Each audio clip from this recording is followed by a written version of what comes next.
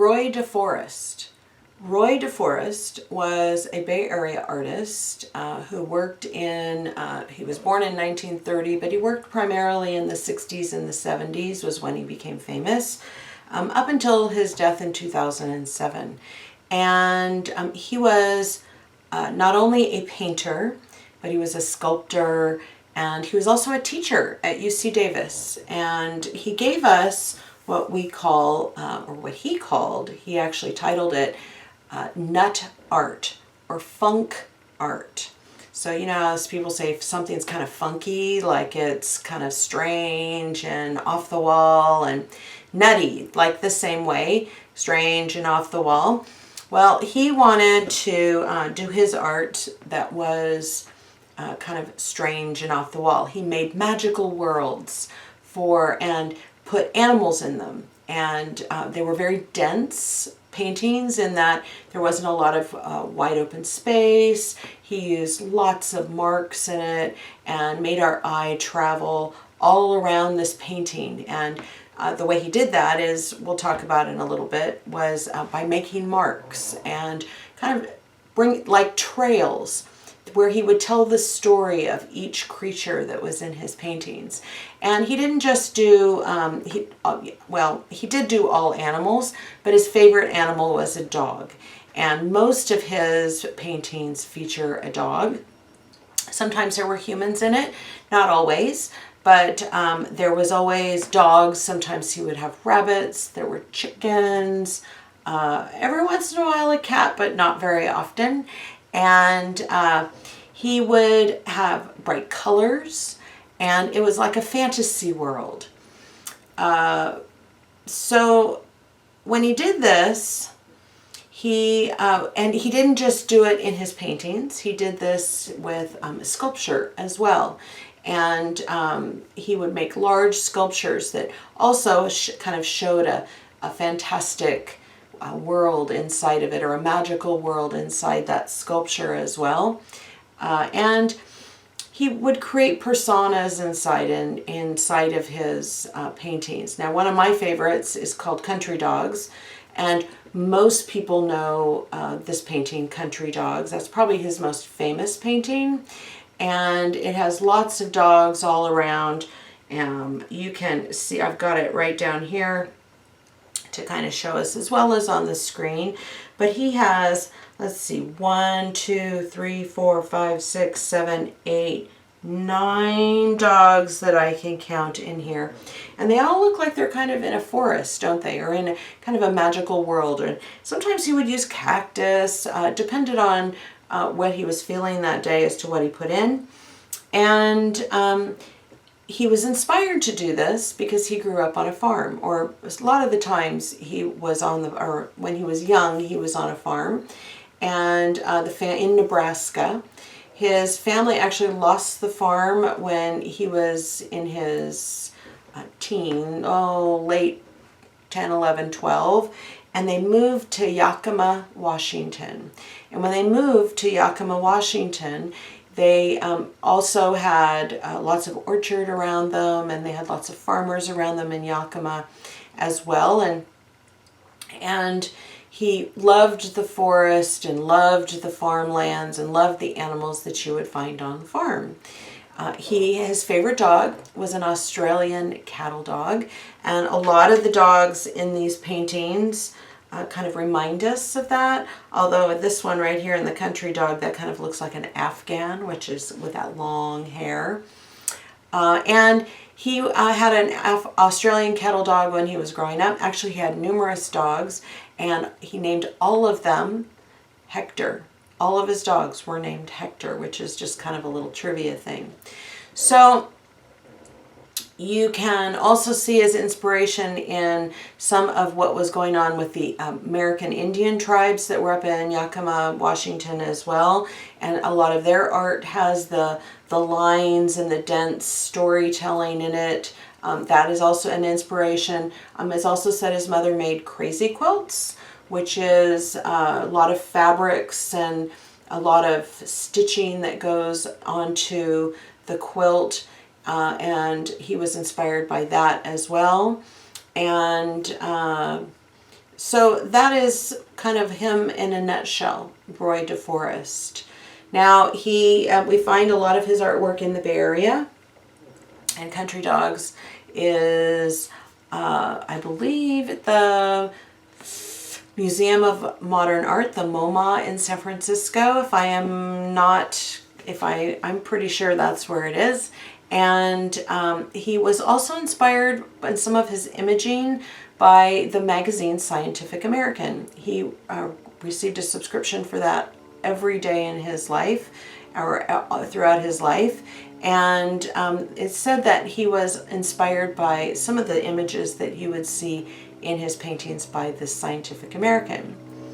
So what he was doing, this is Country Dogs. We can see here that there are, like we already talked about, numerous dogs. Now, none of this is a perfect representation of anything. A lot of it is just what we call filling space. And he has lots of layers of color in here. He has lots of mark making. He's known for his dots. And you can see these dots run throughout this entire painting. A lot of the dots come from the eyes of the animals, and the dots leave a trail from one animal to the other. You can see this dog right here. There's a line of dots that bring it to this dog right on the other side. This guy looks like he's crying by a series of dots down here. Also, when you look at their eyes, they're always staring at you. Like they're really intense eyes. They're kind of half crazed. And it looks like we've kind of surprised them, that when you come out, I wonder if DeForest wanted us to walk up to that painting and it looked like the dogs were all going, "What? Not me. I didn't do anything. What are you talking about?" And it looks like they have a little bit of mischief, like they've been caught in the act of something. I don't know if your dog does that, but mine does. And they all have kind of those half crazy eyes as well. Now, if you look at, he has rabbits as well. This one's got some rabbits in it and a horse, of course. He didn't just paint. This is one of his drawings that he did, and we'll go back to that. But I wanted to show you a close-up of one of the dogs in this Country Dogs, because you can see in his eyes, it wasn't just a single circle or two circles that showed the pupil. He also had dots inside, which kind of gave them a little bit more of an intensity, and this is a close-up of that. The other thing he does is he has a lot of the dogs or the animals have their tongues out, like they've been working hard or what have you. So what we're going to do today, we are going to make a DeForest somewhat stylized painting, and we're going to think about mark making, because mark making, even though his characters of dogs and animals are really wonderful and kind of joyful, and the mark making part of it is what makes our eye interested in what's going on in his paintings. So to start out with, you want to start with pencil, and I would like you to start with your cast of characters. So a cast of characters is when you're in theater or what have you, or play, or even in a book, you find it's who is playing, or who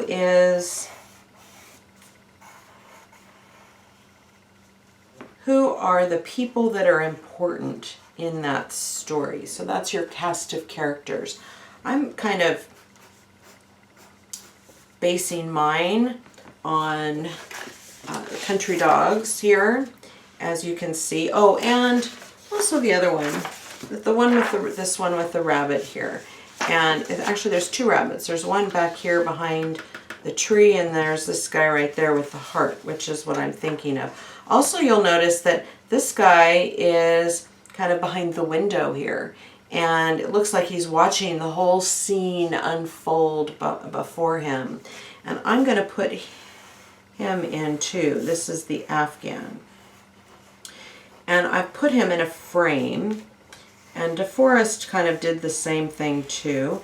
He's got that kind of that heart shape head, and I'm going to do those eyes here. And here's this guy here. And you recall from one of our past classes that animals have snouts, and that's really important. They don't have an individual nose like we do as humans. They do have individual eyes, but they sit on top of their snouts. So it's important that you give them their snouts. So once I've got my cast of characters here, there's his snout. They also have kind of those ear flaps inside their ears too.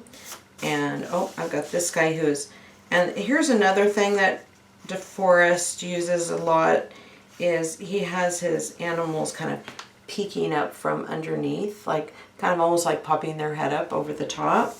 And we see that, of course, here and here.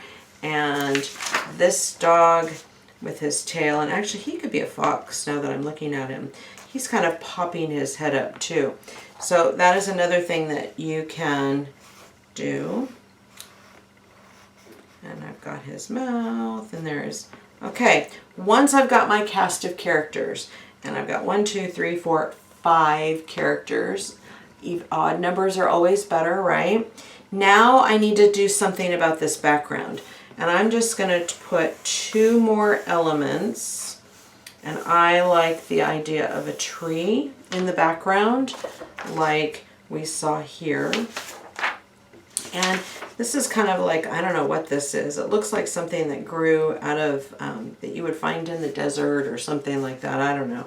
Some succulent or cactus type plant. And I'm going to put that in. And now that I've been inspired by DeForest, 1, 2, 3, 4, 5, 6, oh darn. There, I want to have odd numbers.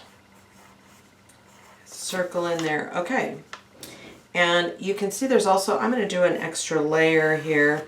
So I now have nice balanced space here. Actually, I'm thinking, I don't know, I might go and do something over here too. And now I want to think about color. Okay, I've got my drawing here. I've got my cast of characters, my animals that I've done.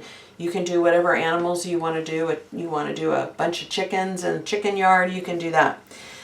My next step is to paint everything or color everything and do your background. And you can see that I have added other broken out space here with color, okay?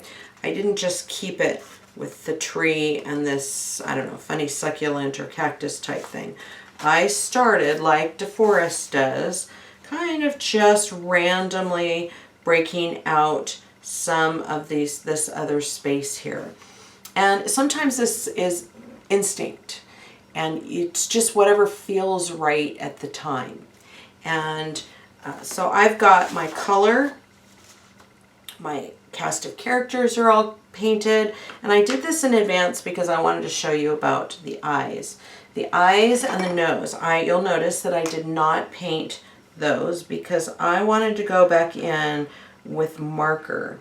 So it's nice and heavy, at least with their nose. And his nose I'm going to keep white, or excuse me, his snout with the fur I'm going to keep white. And this guy's kind of a funny, I don't know if you noticed, but he's kind of a funny little, I added him later. Where did he go? He's a funny little, kind of a snake kind of guy. And I saw him in this country dogs. I don't know if I think it's that guy actually, but I don't remember. Anyhow, I added him in, and so he's got a long tongue, so he doesn't need any, So all my details I am going to do with my marker. I've got my nose, I've got my tongue. There's that tongue. And this last one doesn't have a tongue. This guy's got a tongue like that off the paper. Okay. And now my eyes. I need to do something about my eyes. That's another detail. Now eyes, they can be any color. You'll notice that this guy's got blue eyes with yellow in the center, and we've got some red eyes. I'm going to start my blue eyes, and they need to be round, and they need to be big and surprised. I'm going to give this guy blue eyes too. And I want him to be orange. And we've got yellow.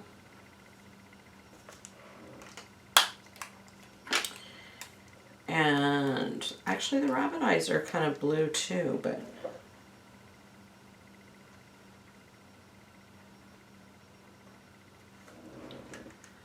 this guy's got layers of eyes. He's got kind of crazed red eyes. And I'm going to do layers of color. So I'm going to do purple. I want her eyes to be purple. I don't know why I think it's a girl, but I think it's a girl. And then we've got, look at that, nice layers of color giving us those beautiful eyes. Okay. Oh, and he needs eyes. So you guys get the idea. Now on to the next step. To finish this painting or this drawing, you need to bring all of these things together, these cast of characters together. And you can see that, remember the dots with the eyes going from one to the other. Also, all of the mark making inside the background makes our eye go, yeah, look at that, look at that, look at that. I want to do this. I want to see this. What's going on here? It's so detailed that our eye can't help but get excited. And that's what makes a successful DeForest painting.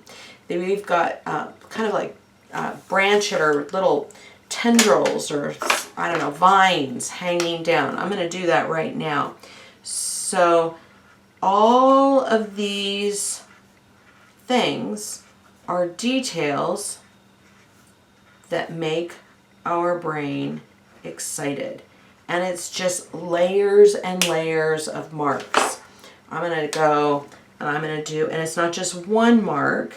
I'm going to add a second mark here. I'm going to take my red and do little balls or baubles or whatever you want to call them at the end. I want to take, and sometimes it's a matter of just drawing. I'm going to do a thicker line here and start filling in. Can I take, and I'm going to do dashes. I can also, I'm going to join these two together. I'm going to do longer dashes here. Now, does it have to be something that's really controlled? Not necessarily. I would argue that DeForest did not control a lot of these scribble marks. He went in and thought, okay, I just need to do something like this. And maybe he just did things like this to fill in and add an additional layer of space. I'm also going to do, you know what I'm going to do since I did that? I'm going to take and I'm going to add, because he was famous for dots and his trails. There we've got dots. And it goes on and on and on and on. So it takes some patience, obviously, and sometimes it's better if you do a layer and then come back and then do another layer and come back and say, well, that looks empty. What could I do here? And a lot of times as artists, we don't just finish it all in one foul swoop. We'll go back to things maybe 5, 6, 7, 10, 20 times and keep adding details to one thing or the other until you go back to it and you no longer think, oh, wait a minute, there's nothing there, there's nothing left for me yet. So inspiration for marks. Where can you find ideas for marks? Maybe it comes from something that you're wearing. For instance, I've got this blouse on and I've got some really interesting things here. I could go in and do, oh gosh, how about this one right here? That little kind of a flowery type thing. I'm going to do that.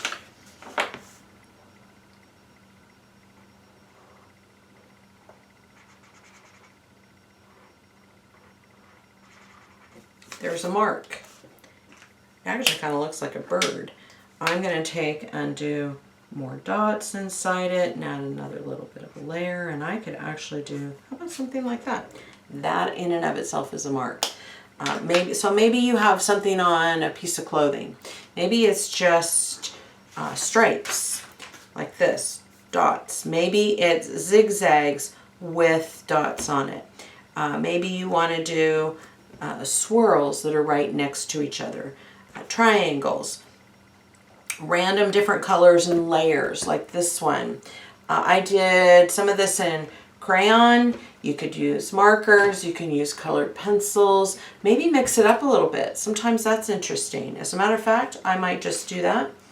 I'm going to take my crayon and I'm going to trace around this frame.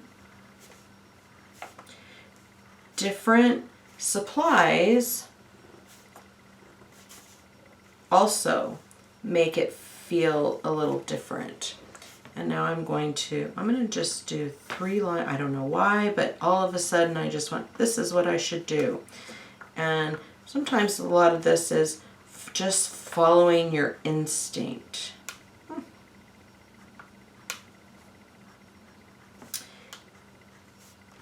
Other inspiration, here we've got some fabric that I happen to pull out. If you look at this, oh gosh, here are some little tiny little, looks like little leaves or something. So I'm going to take and, do you see how now this is starting to fill in a little bit? I'm going to take and right from his, my purple isn't. I'm going to do a chain from one eye to the other. So now they're connected. They're talking to each other. He actually looks too like he's talking down to this guy right here. I could take and I'm just going to stick with some dots with my crayon. And I'm going to bring it right down into that dog so we know that that's what's connecting the two. Magazines, that's another place. Here's a catalog with fabric or clothes or whatever. Sometimes they give you ideas for patterns. Zentangle. If any of you are familiar with Zentangle, this is a book about Zentangle and it shows all kinds of pattern work in it. Zentangle is about filling space with pattern, okay, or with marks. And these books are really nice. If you go on the internet, I'm sure you can find a lot of like worksheets and that sort of thing about Zentangles that you can use in your artwork for this. How about color books? I have some color books that have all this beautiful, it's kind of like Zentangle, it's still filling in, but it's also got like this umbrella here. You can see how they filled in with circles and dots and what have you. There's another one. This is that really popular Secret Garden. And you can use all of these to fill in the space in your country dogs or whatever your drawing is, your animal drawing from the DeForest. So when this is done, it will be completely full of marks and color however you want to do it. If you want to use markers or paint or what have you. I would just use paint as the background and then go back in with markers though, because you end up getting some precision with your markers, crayons, or pencil, colored pencil. And that's all about Roy DeForest. One of my favorites. I love his bright colors. I like his magic. I love dogs, and he loved dogs. I love the faces that he has on his dogs, and I hope you too enjoy his paintings. And until next time, I look forward to seeing your DeForest animal drawings. And I should say too, now that I'm wrapping this up, if you just want to do one animal, you can do one animal and then work around that, because for some of you it might be a little hard filling in this space, or go back to it day after day and just draw one animal one day, draw another animal the next day, and so forth until it all fills in. You don't have to finish it all in one foul swoop. You can finish it at your leisure. That's one of the advantages of us being home now, is we can do things at our leisure. So until next time, I look forward to seeing you, Roy DeForest, and I hope you have a great day, and I'll see you the next time around.